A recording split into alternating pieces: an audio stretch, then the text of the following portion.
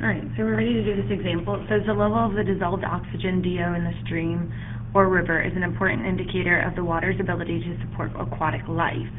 A researcher measures the DO, the dissolved oxygen level, at 15 randomly chosen locations along a stream. Here are the results in milligrams per liter. A dissolved oxygen level below 5 milligrams puts the aquatic life at risk.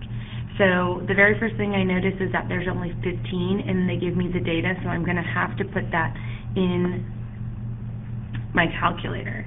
So go ahead and do that and go ahead and put the 15 items in your calculator. Alright, so you should have put it all in your calculator. There's 15 of them in Listen Spreadsheet. You have the data. I just titled it DO for dissolved oxygen. I know that the first thing I'm going to need to do is I'm going to need to see some graphs of this. I'm going to insert a data and statistics page, add my variable, and I can quickly see a dot plot, and I can see if there's any outliers. I'm a little bit worried about the 2.87 down here.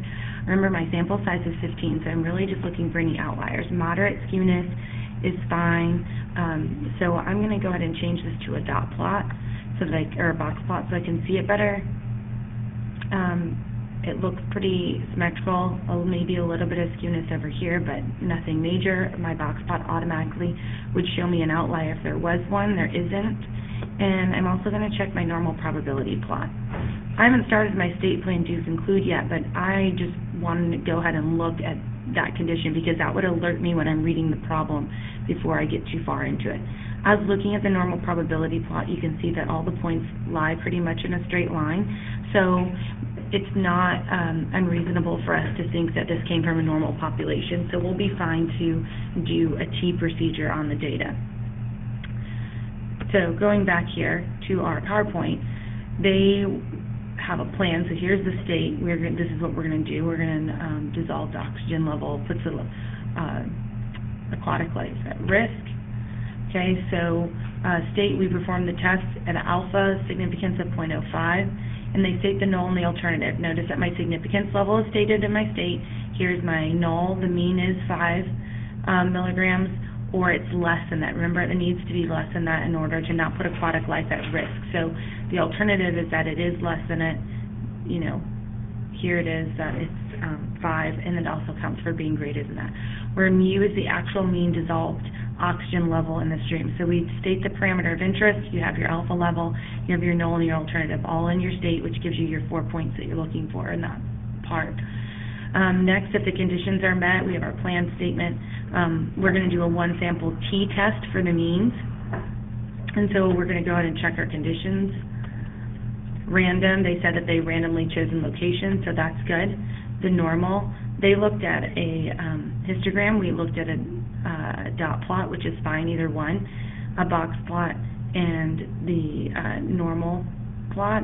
You don't have to draw your graphs. You can just say that you looked at them and what you saw.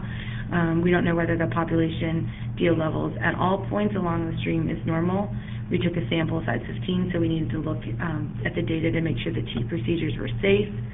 And then they just say what they learned, like what we saw. And so that's the same thing you would do. You'd say that there was no real outliers, no definite strong skewness. So the T procedure would be accurate even if the population isn't normal. So our conclusion is just this last statement right here for our normal condition. The T procedure should be pretty accurate even if the population distribution isn't normal. Because we've looked at the graphs and we didn't see any outliers, there were no outliers, and no strong skewness. All right, so you wouldn't have to draw these. You do not have to draw them. Do not draw them. Okay, you just have to tell that you've looked at them and what you've seen. We also need to check the independent condition, and so there's an infinite number of possible locations along the stream, so we definitely know the 10% condition would be met for independence. Remember that it's just 10 times little n has to be less than or equal to your big N, and we only took 15 samples, so we know that there's more than 150 locations to take samples along the stream. That's why they said that it's infinite.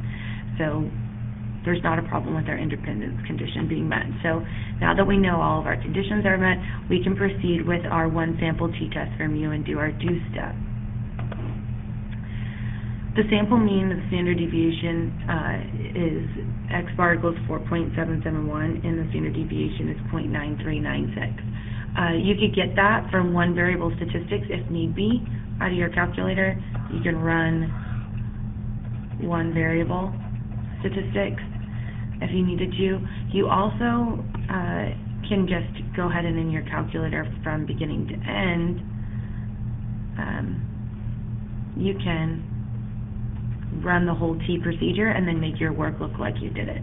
So if I go Control I and I insert a calculator page, remember I'm going to go Menu, Statistics, Stat Test, and we have a one sample T. So here's our T test, and it's going to ask us data or statistics. Remember, we pick data if we put the raw data in the calculator, and we change it to statistics if we have the mean and the standard deviation given to us. We don't have it, we have the raw data, so we just click OK, and it's going to ask us what our mean is set at, like the mean of the null. And remember, it was equal to 5, and then our list was DO, and the frequency is fine, and then what's the alternative? The alternative is that it's less than. You put that all in and you click OK. It's going to give you your T-statistic, your p-value. What's important is that it also automatically gives me my X bar, and it gives me my standard deviation that I need in order to make my work look like I did it by hand. So if I go there and we do it, here's our T-statistic. They take the 4.771, which we have from our calculator, minus the 5 from our null, divided by the standard deviation over the square root of 15, gives me this negative 0.94. Notice that this T-statistic is the same thing that my calculator outputted to me when I ran the test. The p-value for a T of negative 0.94 with a degrees freedom of 14, okay, so negative 0.94, so you're going to go right here, is between these two values. So between 20 and 15% is still going to be over here, which means we're not going to reject it. We don't have a small enough p-value. Using the calculator, we had the exact p-value, and it gave it to us to be 0.18 something, I believe. So we can conclude that the p-value is between these two, or you can actually give the real p-value if you did in the calculator. Since this is greater than our alpha at 0.05 significance level, we fail to reject H0, which means we do not have enough evidence to conclude the mean dissolved oxygen level in the stream is less than 5 milligrams.